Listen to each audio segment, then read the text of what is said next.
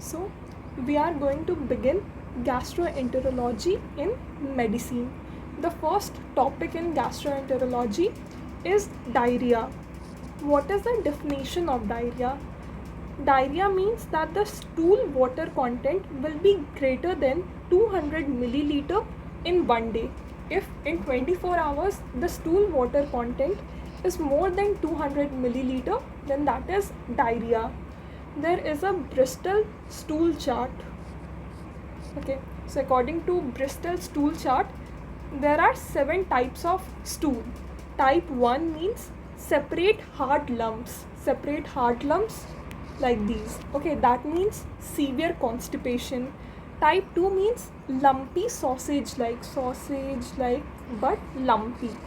Okay, so that means mild constipation. Then third type is sausage with cracks in the surface. So there is sausage but it has cracks in surface, like proper cracks in the surface, then that is normal. And then fourth one is smooth soft sausage like. Smooth soft sausage like means like this. Okay, it will be smooth sausage like. Type 5 is soft blobs with clear edges. Soft blobs with clear cut edges like these. Okay, wait. And then like these, they are soft with clear cut edges. Okay, so clear cut edges are there, so this means that it is lacking fiber. Type 6 is mushy consistency with ragged edges. That indicates mild diarrhea. Okay, mushy type, it is mushy type with ragged edges. And type 7 is watery, like full watery, there will be no solid pieces, that means severe diarrhea. So Bristol stool chart, there are 7 types of stool. Okay, type 1 and type 2 shows constipation. Type 1 is severe constipation, type 2 is mild constipation. Type 6 and 7 shows diarrhea. Type 6 is mild diarrhea, type 7 is severe diarrhea. Okay, so type 1 means separate hard lumps. This means severe constipation. Type 2, lumpy sausage like. It is sausage like lumpy. Okay, so that means mild constipation. Type 3 is sausage with cracks. Like proper cracks will be there. It is sausage like but with cracks.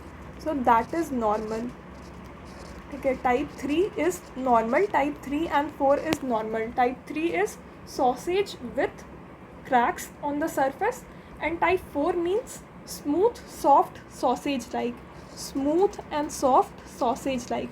So this is also normal. Type 1 and 2 constipation, type 3 and 4 normal.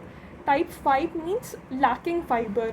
So type 5 is, it is smooth, it is soft blobs with clear edges. So this is because the stool is lacking fiber. Type 6 is mushy consistency is there, liquid like consistency with ragged edges. And type 7 is watery diarrhea. Watery diarrhea means there is no solid part, only the watery part is there, no solid part. Okay, so that is type 7 severe diarrhea.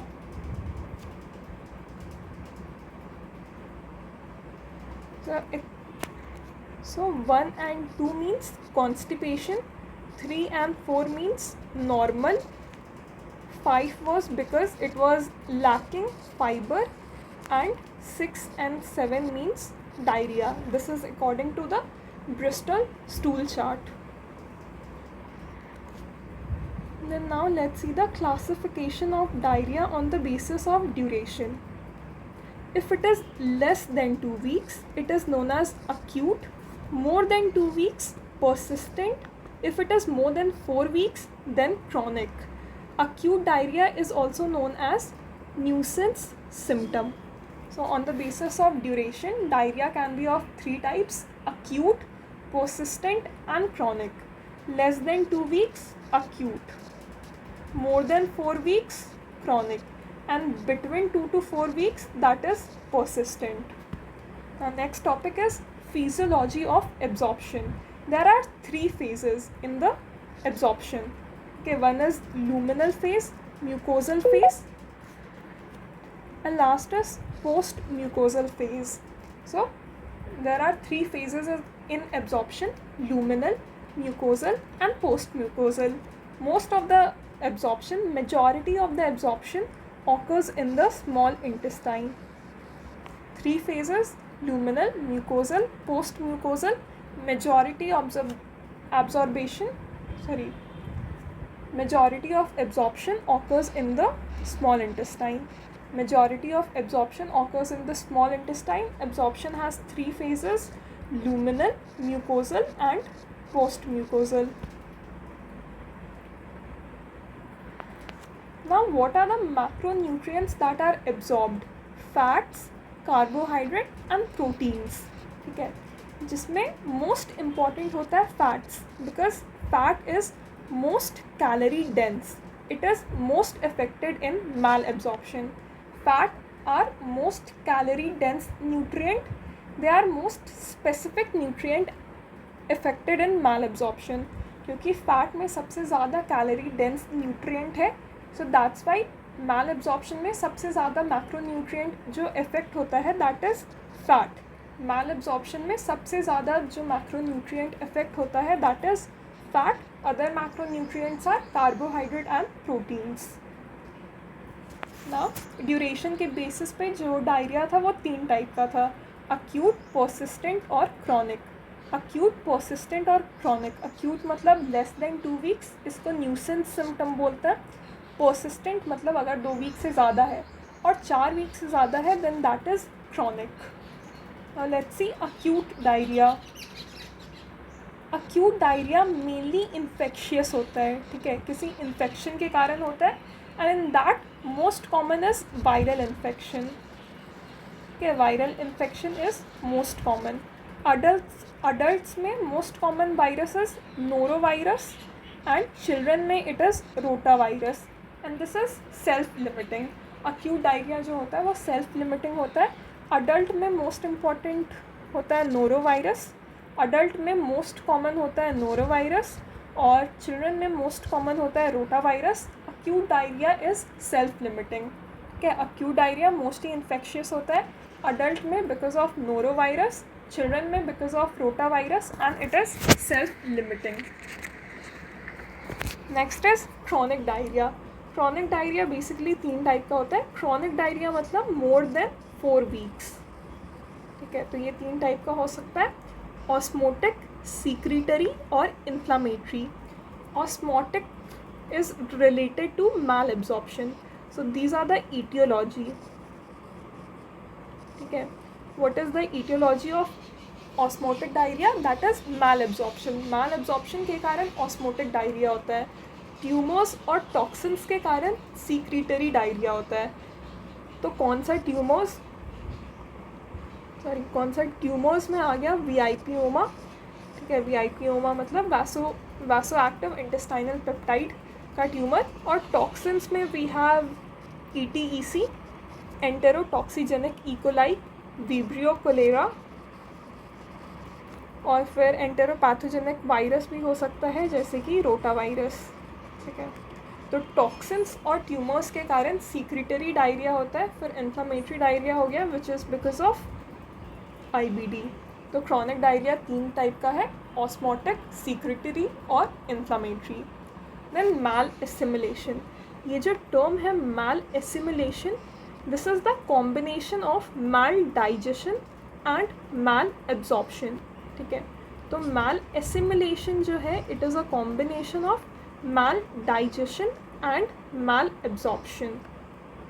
ठीक है, malassimilation में digestion और absorption दोनों diminished होता है. Assimilation, मैल assimilation में digestion भी कम होगा, एब्जॉर्प्शन भी कम होगा.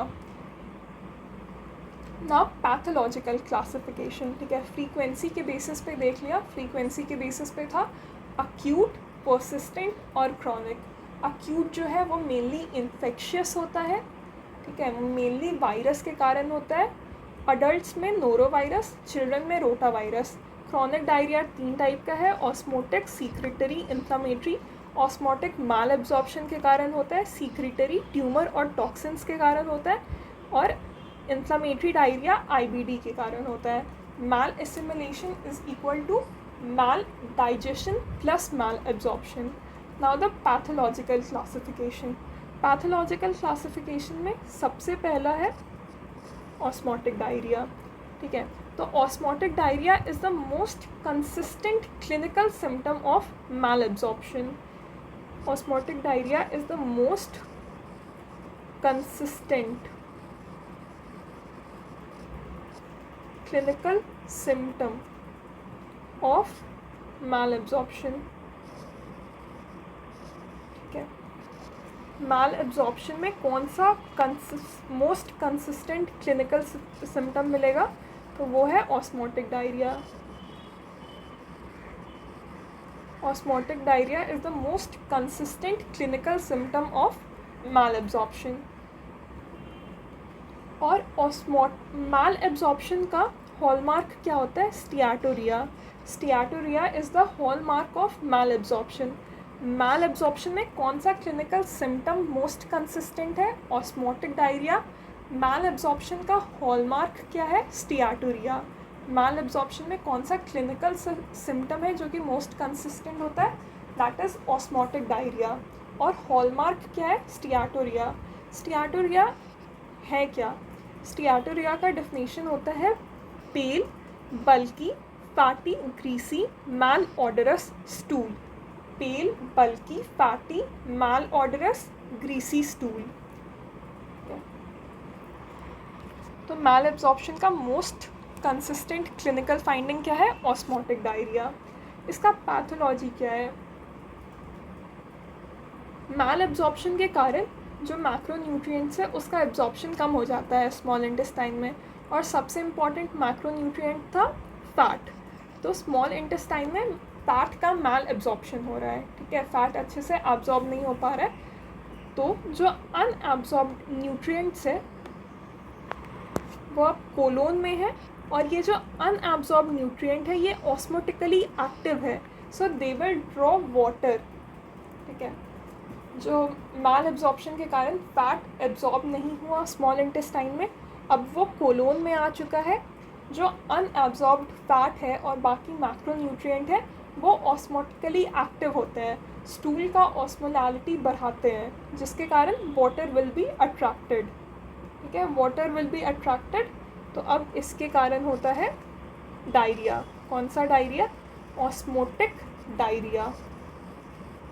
ठीक है, क्योंकि जो अनएब्जॉर्ब्ड मैक्रोन्यूट्रिएंट्स हैं वो ऑस्मोटिकली एक्टिव है, वो वाटर को ड्रॉ करते हैं from the large intestinal epithelial cells. Colon में कहाँ से so the unabsorbed macronutrients, they are osmotically active, they will draw the water from intestinal epithelial cells and thus cause osmotic diarrhea. The unabsorbed macronutrients are osmotically active, they will draw water from the cell and cause osmotic diarrhea. Now investigations for osmotic diarrhea. Osmotic diarrhea is related to malabsorption. ठीक है, तो इसमें investigation is the gold standard is 72-hour fecal fat test. The gold standard is 72-hour fecal fat test. So what is the procedure for this? The fat input of 100 gram per day is given for 5 days. Okay, fat input of 100 gram per day is given for 5 days, day 1 to day 5. And then if the fat excretion is less than 7 gram per day, that means it is normal. But if it is more than 7 gram per day for 3 consecutive days, that is day 3, day 4 and day 5, अगर day 3, day 4 और day 5 में the fat excretion is greater than 7 gram per day and the stool fat excretion is greater than equal to 7%, that means steatorrhea is present. What is steatorrhea? It is passing of pale, bulky, fatty, malodorous, greasy stool. So if the fecal fat is less than 7 gram per day, that means it is normal. मतलब there is not much fat in the stool.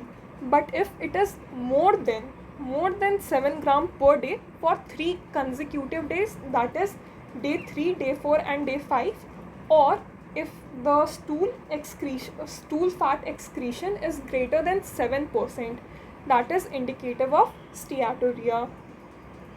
So this was the gold standard. Gold standard is 72-hour faecal fat test, जिसमें हम fat input देते हैं 100 ग्राम per day का for 5 days, और अगर day 3, 4, 5 को the fat excretion is greater than 7 gram per day, then that means steatorrhoea is present. इस test का एक ऑल्टरनेटिव है, that is qualitative stool fat test. Qualitative stool fat test, qualitative stool fat test में जो stains used होते हैं उसमें सबसे इम्पॉर्टेंट है सुडान 3, इसके अलावा Sudan 4, oil red O stains भी यूज़ होता है। तो क्वालिटेटिव स्टूल फैट एक ऑल्टरनेटिव है, ठीक है। Gold standard is 72 hour faecal fat test, जिसमें हम 100 ग्राम फैट देते हैं हर दिन फॉर 5 डेज़, ठीक है। और इसका ऑल्टरनेटिव है क्वालिटेटिव स्टूल फैट टेस्ट, ठीक है, जिसमें स्टेन्स हम यूज करते हैं सुडान 3, सुडान 4 और oil red O, okay. So that was about osmotic diarrhea. Now next pathological classification is of secretory diarrhea. तो secretory diarrhea का 2 मेन etiology है, एक टॉक्सिन्स या ट्यूमर।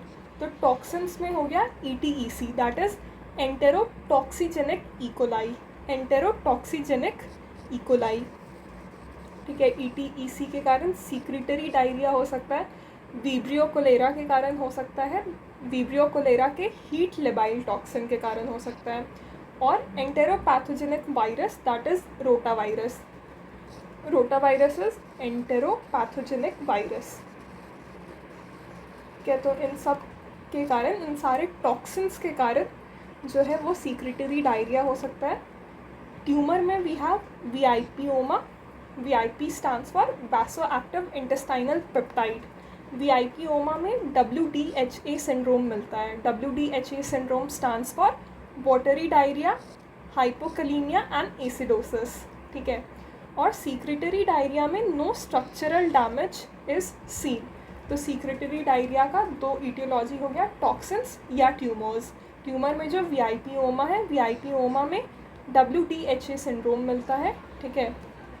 WDHA सिंड्रोम, इसमें 3 चीज़ है, वाटरी डायरिया, हाइपोकलीमिया और एसिडोसिस, और and there is no structural damage seen. Now let's see the difference between osmotic and secretory diarrhoea. तो ऑस्मोटिक डायरिया है तो नाम से क्लियर है कि इसमें जो ऑस्मोटिक गैप है वो बहुत ज़्यादा होगा। So the osmotic gap is increased. Osmotic diarrhoea में ऑस्मोटिक गैप इंक्रीज्ड हो जाता है and it is more than 100 milli osmolality per kg। Osmotic diarrhoea में stool osmotic gap is more than 100 milli osmolality per kg। Osmotic diarrhoea will show improvement if the patient is fasting, okay। तो osmotic diarrhoea shows improvement to fasting. और यहाँ पे stool का pH जो है that is less than 5.5, ठीक है, ये एसिडिक हो जाता है। क्यों? क्योंकि जो अनएब्जॉर्ब्ड कार्बोहाइड्रेट्स है उनका फर्मेंटेशन होगा तो एसिड्स प्रोड्यूस होगा, ठीक है। जो अनएब्जॉर्ब्ड कार्बोहाइड्रेट है उनका फर्मेंटेशन होता है तो एसिड प्रोड्यूस होता है, जिसके कारण जो pH है वो कम हो जाता है। और ऑस्मोटिक डायरिया जो है वो मैल एब्जॉर्प्शन के कारण होता है, ठीक है। इसमें ऑस्मोटिक गैप ज़्यादा होगा, it will be more than 100 milli osmolality per kg। It shows improvement to fasting. और इसमें जो स्टूल pH है that will be less than 5.5, acidic होगा। क्यों? क्योंकि जो अनएब्जॉर्ब कार्बोहाइड्रेट है वो फर्मेंट होगा तो उससे एसिड प्रोड्यूस होगा, इसलिए the pH will be less than 5.5 in osmotic diarrhoea. Then we have secretory diarrhoea. Secretory diarrhoea में जो ऑस्मोटिक गैप है वो नॉर्मल होगा या डिक्रीज्ड हो सकता है। ठीक है, सीक्रेटरी डायरिया में जो ऑस्मोटिक गैप होता है वो नॉर्मल होता है या डिक्रीज्ड होता है। It is less than 50 milli osmolality per KG. ठीक है, और ये क्यों होता है? Because of increase in stool Na plus plus K plus because of the toxins.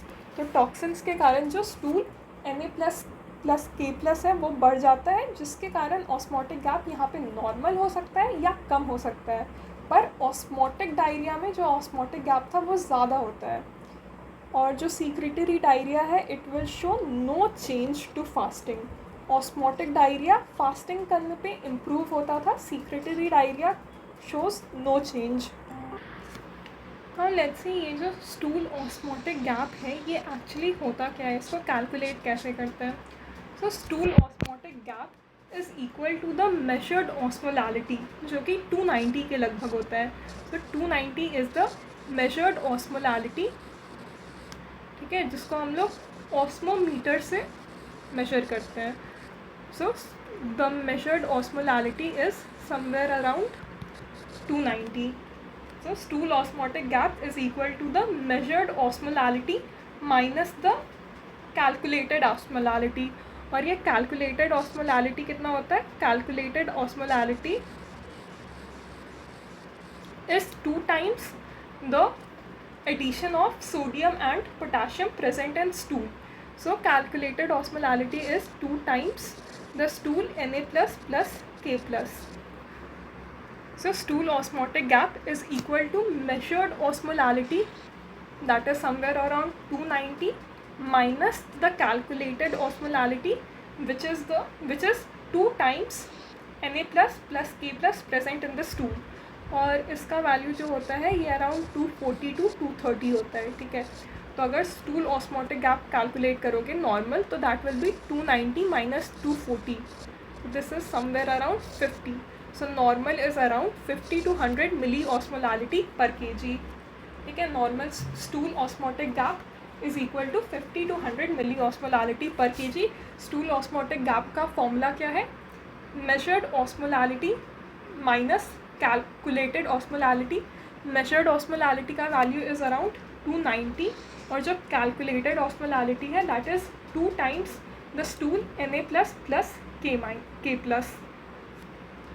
सो अभी हमने ऑस्मोटिक डायरिया देखा, सीक्रेटरी डायरिया देखा, ऑस्मोटिक और सीक्रेटरी का डिफरेंस भी देख लिया. तो ऑस्मोटिक में जो स्टूल ऑस्मोटिक गैप होता है वो 100 मिली ऑस्मोलालिटी पर केजी से ज़्यादा होता है.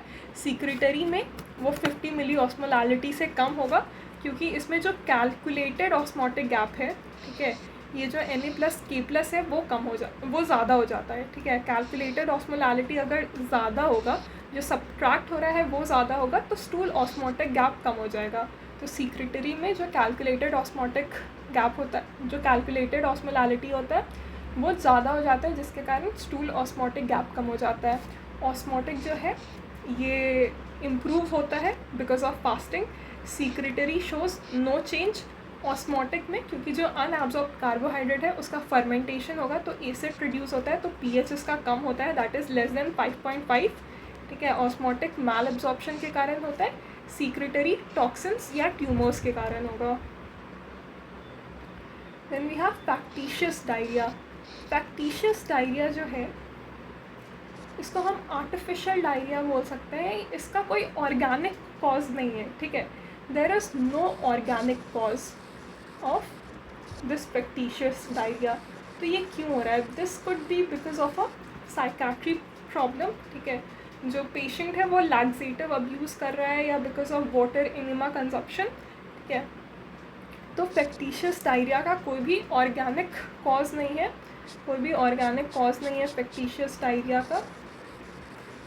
ये साइकाट्रिक प्रॉब्लम से रिलेटेड होता है. ठीक है, तो लैक्सेटिव अब्यूज़ या वाटर इनेमा के कारण क्रोनिक डायरिया, फटीग और वेट लॉस मिलता है. ठीक है,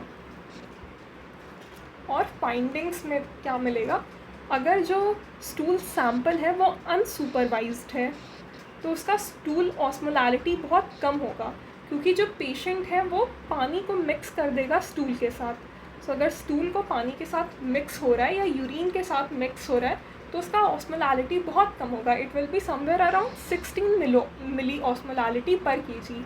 पर अगर स्टूल कलेक्शन को सुपरवाइज करें तो जो स्टूल ऑस्मोलैलिटी है वो नॉर्मल होगा, that is somewhere around 279 milli osmolality per KG. ठीक है, तो अगर अनसुपरवाइज्ड है तो उसमें यूरिन या वाटर के मिलने के कारण उसका जो ऑस्मोलैलिटी है वो बहुत कम हो जाएगा, somewhere around 16 milli osmolality per KG. पर उसी स्टूल को अगर सुपरविजन के अंदर कलेक्ट किया गया then the stool osmolality will be normal, that is 279 milli osmolality per KG. ठीक है, सो हमने ड्यूरेशन के बेसिस पे देख लिया acute diarrhoea, persistent diarrhoea, chronic diarrhoea. Pathological classification में हमने ऑस्मोटिक डायरिया देखा, सीक्रेटरी डायरिया देखा। ठीक है, ऑस्मोटिक देख लिया, सीक्रेटरी देख लिया, फैक्टिशियस देख लिया।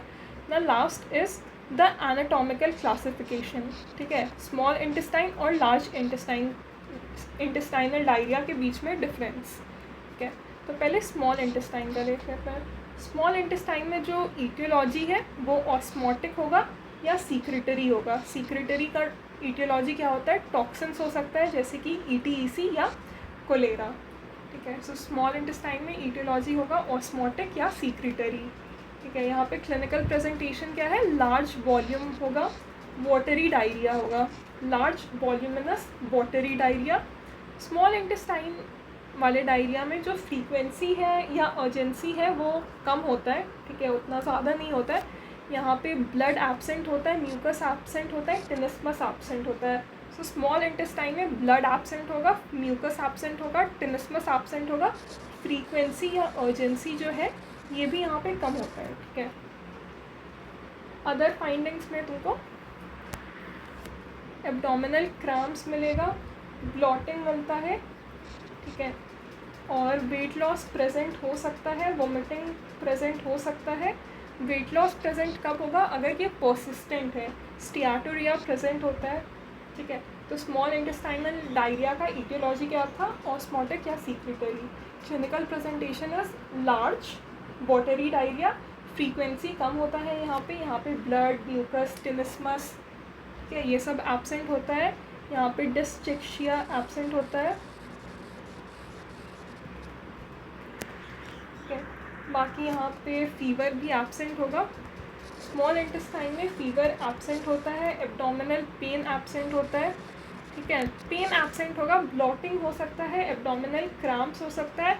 वेट लॉस तब होगा इफ़ पर्सिस्टेंट, अगर जो डायरिया है वो पर्सिस्टेंट है तो वेट लॉस मिल सकता है, स्टियाटोरिया मिल सकता है, वोमिटिंग भी मिल सकता है। ठीक है, vomiting may be present. Small intestinal का ईटियोलॉजी क्या हो गया, ऑस्मोटिक या सीक्रेटरी। यहाँ पे क्लिनिकल फीचर क्या है, लार्ज वॉल्यूम वाटरी डायरिया। ठीक है, ब्लड, म्यूकस, टिनिस्मस ये सब एब्सेंट होगा। एब्डोमिनल पेन एब्सेंट होता है, फीवर एब्सेंट होता है, एब्डोमिनल क्रैम्प्स प्रेजेंट होता है। एब्डोमिनल पेन एब्सेंट होगा पर एब्डोमिनल क्रैम्प्स जो है वो प्रेजेंट होता है। ब्लॉटिंग प्रेजेंट होता है, वेट लॉस प्रेजेंट होगा, वोमिटिंग हो सकता है और स्टियाटोरिया भी प्रेजेंट होता है। Then we have large intestinal diarrhoea. यहाँ पे ईटियोलॉजी क्या है, यहाँ पे aetiology is because of invasive infection. Large intestinal diarrhoea जो होता है वो इनवेसिव इन्फेक्शन के कारण होता है, और ये इनवेसिव इन्फेक्शन किन के कारण हो सकता है, शिजला के कारण हो सकता है। ठीक है, इसका दूसरा ईटियोलॉजी है IBD, जैसे कि अल्सरेटिव कोलाइटिस। ठीक है, तो large intestinal diarrhoea invasive infection के कारण हो सकता है, जैसे कि शिजला। शिजला जो है वो लार्ज इंटेस्टाइन का डायरिया कॉज करता है, या इन्फ्लामेशन में मिल सकता है, अल्सरेटिव कोलाइटिस में डायरिया मिल सकता है। ठीक है, यहाँ पे क्लिनिकल प्रेजेंटेशन क्या होगा, स्मॉल वॉल्यूम। वहाँ पे स्मॉल इंटेस्टाइन में लार्ज वॉल्यूम था, लार्ज इंटेस्टाइन में स्मॉल वॉल्यूम होता है, वाटरी होता है। यहाँ पे फ्रीक्वेंसी अर्जेंसी इंक्रीज़ हो जाता है। लार्ज इंटेस्टाइन वाले डायरिया में ब्लड, म्यूकस, टिनिस्मस, पेन, फीवर ये सब प्रेजेंट होता है। ठीक है, तो लार्ज इंटेस्टाइन में फ्रीक्वेंसी इंक्रीज़ हो जाता है, पस ब्लड म्यूकस, क्या पस ब्लड म्यूकस, टेनिसमस, डिस्चीजिया, ये सब प्रेजेंट होता है, एब्डोमिनल पेन प्रेजेंट होता है, फीवर प्रेजेंट होता है, ठीक है। एब्डोमिनल क्रैम्प्स दोनों जगह मिल सकता है, स्मॉल में भी मिलता है, लार्ज में भी मिलता है, क्लॉटिंग भी दोनों में मिल सकता है, ठीक है। वेट लॉस यहाँ पे रेयर होता है, वहाँ पे वेट लॉस मिलता था अगर वो परसिस्टेंट था, ठीक है। यहाँ पे वोमिटिंग भी रेयर है, ठीक है। वेट लॉस और वोमिटिंग रेयर होता है, और स्टियाटोरिया जो है वो एब्सेंट होता है, ठीक है। जो ये डिस्चीजिया था, इसका मतलब क्या होता है, डिफ़िकल्टी और पेनफुल डिफिकेशन। तो डिस्चीजिया कहाँ प्रेजेंट होता है, लार्ज इंटेस्टाइनल इन्वॉल्वमेंट में डिस्चीजिया प्रेजेंट होता है। Now the clinical approach to diarrhoea. अगर डायरिया का कोई एक पेशेंट आ रहा है, डायरिया का डेफिनेशन क्या था, if the stool water content is greater than 200 millilitre per day. तो अगर डायरिया का कोई पेशेंट आ रहा है तो उसके लिए अप्रोच कैसे होगा, तो सबसे पहले we need to determine the duration. अगर 2 वीक से कम है तो वो अक्यूट डायरिया हो गया, जो कि इन्फेक्शन के कारण होगा। अगर 4 वीक से ज़्यादा है तो क्रॉनिक डायरिया हो सकता है, ठीक है। क्रॉनिक डायरिया है तो उसमें या तो स्मॉल इंटेस्टाइन इन्वॉल्व होगा या लार्ज इंटेस्टाइन इन्वॉल्व होगा, ठीक है। तो सबसे पहले ड्यूरेशन देखना है। अगर 2 वीक से कम है मतलब इन्फेक्शन है, ठीक है। अब इसमें भी स्मॉल इंटेस्टाइन इन्वॉल्व हो सकता है, लार्ज इंटेस्टाइन इन्वॉल्व हो सकता है।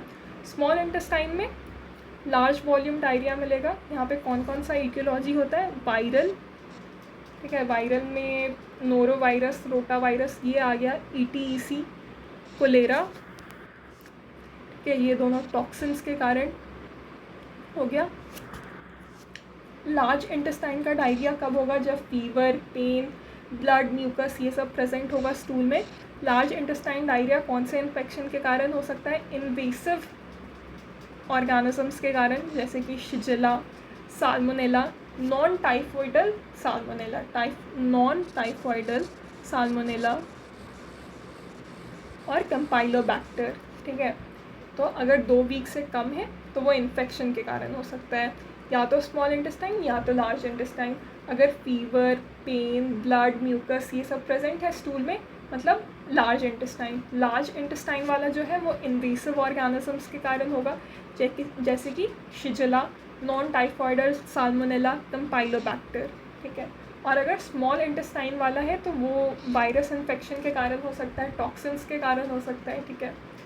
और अगर जो ड्यूरेशन है वो मोर देन 4 वीक्स है, ठीक है, if the duration is more then 4 weeks, तो या तो स्मॉल इंटेस्टाइन के कारण होगा या लार्ज इंटेस्टाइन के कारण हो सकता है। स्मॉल इंटेस्टाइन में क्रॉनिक डायरिया क्यों होगा, ऑस्मोटिक डायरिया हो सकता है, सीक्रेटरी डायरिया हो सकता है, ठीक है। ऑस्मोटिक डायरिया कैसे पता चलता है, स्टूल ऑस्मोटिक गैप ज़्यादा होता है, और osmotic diarrhoea it improves with fasting.